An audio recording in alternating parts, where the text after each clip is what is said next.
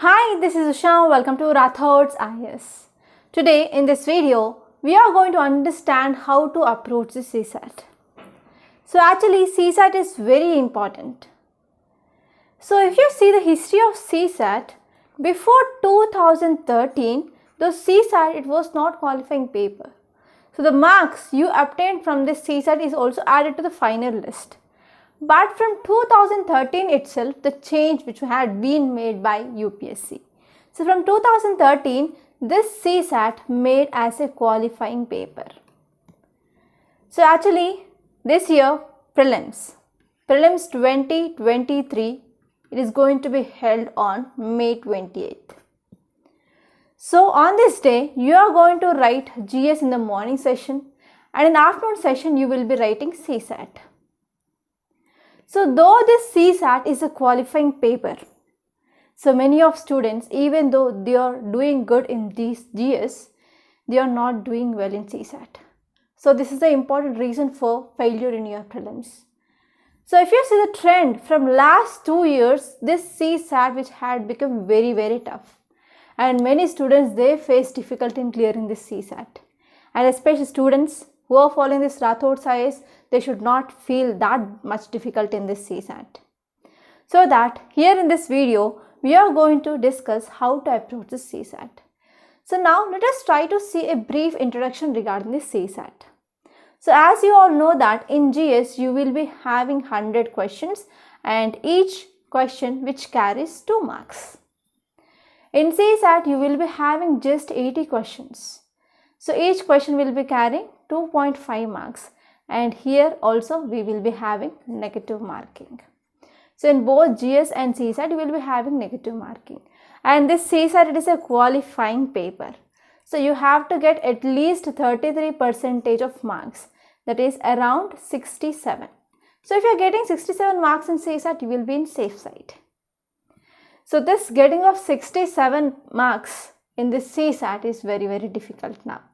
So if you see the syllabus and if you analyze the syllabus, we will be having 3 portions. So first one, it is your English, that is reading comprehensions. So you will be getting comprehensions and after that you will be getting questions. And in that questions, they will be asking assumptions and as well as inference.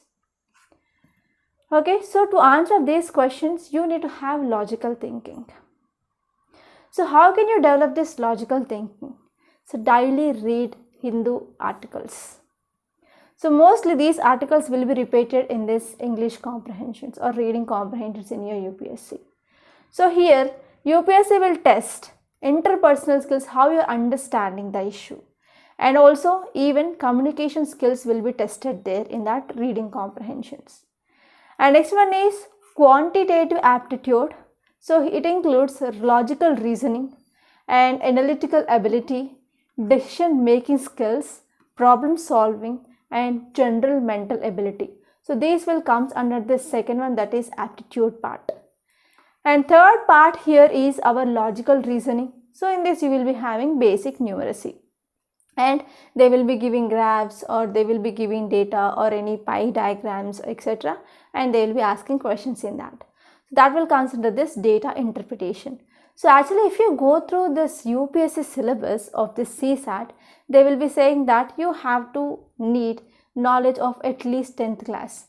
But it is somewhat more compared to that of 10th class. 10th class knowledge is not enough to do these questions in this CSAT. So if you are talking about this trend analysis, so before seeing this trend analysis, let us try to see how many kinds of students will be there. So if you see students who apply for this UPSC, so there will be normally 3 kinds of students regarding this CSAT. So first type of students, they will feel this CSAT is very difficult. And second type of students, they will feel this CSAT is very easy. And third type of students, they will be very conscious and they will have good practice and they will understand how this UPSC Prelims CSAT will be done. So these are the 3 types of students. So if we're talking about especially difficult category, so which kind of students they will feel this CSAT is difficult? Especially if you are from science background or arts background, So if you do not have proper command on maths, or if you are focusing only on English, or if you are focusing only on maths, so this kind of students, they will feel difficult. And easy means actually number of students, they will be also applying for bank examination, or from engineering background, or from maths background. They will feel that yes, CSAT is okay, and even without any practice they can go and they can clear CSAT. And next type of students will be like, they will be having some amount of grip on reading comprehensions and some amount of grip on this maths. So they will be having a balanced view on this English and as well as on this maths. So we are going to talk about this third kind of students and as well as first kind of students. So if you prepare only English, so normally you will be getting 20 to 25 questions from these comprehensions and 28 to 30 questions from this maths, and from this reasoning you will be getting around 20 to 25 questions. So if you are doing only comprehensions, you can't clear UPSC, and if you are doing only maths, it is also very difficult, because if you are doing entire 30 questions, so you may also go sometimes wrong. So clearing will be very difficult because we have negative marking. So we need to have a balanced approach. We have to do both English and as well as maths and reasoning. So if you say comprehensions, they will be asking assumptions and as well as inference. So to do this reading comprehensions, so take previous questions and practice them. Not only previous questions, you can start reading daily Hindu articles, especially editorials. So this is the one solution for this reading comprehensions. And next one is for maths. So mostly the questions will be come from these topics like percentages. So this is very easy. Percentage problems is very easy. Profit and loss already we studied in our 7th to 10th class. And ratio we already studied in our 10th class or below this 10th standard. Time and distance is very easy, and you will be having very simple formulas there. And next one is simple and compound interest. So we had studied about that even in our 6th class. And for non-science background students, okay, or we can say like especially for art students and science background students, for non-science background students, they can go for this permutation combinations.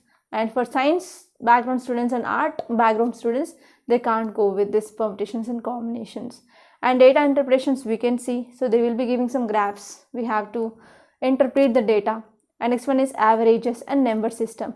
So try to take single topic, and try to see that topic in all dimensions. So in how many dimensions the questions will come from that topics, you have to practice in all those dimensions. So if any question which comes under that topic, means you should not go wrong. So in this way you have to practice. So practice these topics, and you have to be sure that if any question which comes from this topic, I am going to do this.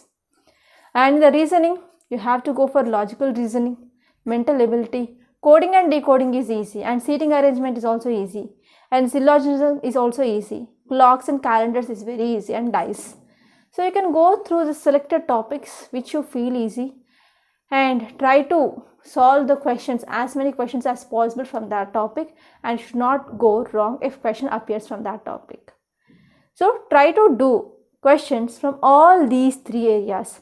At least you have to do 10 to 15 questions from this comprehensions, and 10 to 15 from this maths, and 10 to 15 from this reasoning part, so that you have to attempt at least 45 out of these 80 questions. Then only you will be in safe side. Okay, so this is the approach you have to follow. And now let us try to see what should be the strategy. So actually many students, they will be having this CSAT phobia. So first, please get rid of this CSAT phobia. So if you are practicing daily 1 to 1.5 hours a day from now, this time is enough to clear this CSAT. So please believe me. So you have to get rid of CSAT phobia. And you have to come up with your own strategy. For example, if you are good at English comprehensions, or if you are good at maths, or if you are good at reasoning, so you have to identify your strength areas. So in which areas you are good, and you have to identify weak areas, in which areas you are weak. So on weak areas, you have to focus more. And you have to see previous year's questions, at least 5 to 10 years papers of previous years. So if you're taking 10 years previous questions into 80 questions, means you will be practicing 800 questions. So each and every concept will be covered there. So try to practice previous year's questions so that you can get idea like which type of questions asked from which topic. And you can also identify some important topics where the question is asked frequently by UPSC. And next one is, as you all know that CSAT, it is a very lengthy paper, and after coming out of the examination hall, so at least for every 100 students, 90 students they says that, so I didn't get enough time to complete the paper in time. So you should not get that type of excuse after one's exam is done. So you have to maintain proper time management. So actually if you are doing reasoning, so reasoning will be taking time. So first of all you have to complete English comprehensions and maths, and later on you can go to this reasoning part. So first if you start with reasoning, means your time will be wasted there itself. So try to complete English comprehensions and as well as maths, and later on you can go on to this reasoning part for the effective time management. So this is a strategy that you have to follow to clear this CSAT. Okay, and one thing you have to keep in your mind is every year CSAT, which is used as a weapon by UPSC to eliminate as many students as possible. So why? So if you're not getting qualifying marks in CSAT, your GS paper will not be evaluated by UPSC. So if you qualify this CSAT, then only your GS paper will be evaluated. So if you're not qualifying this CSAT, means again you have to start your preparation from first. Again there will be 1 year will be wasted. So don't do that.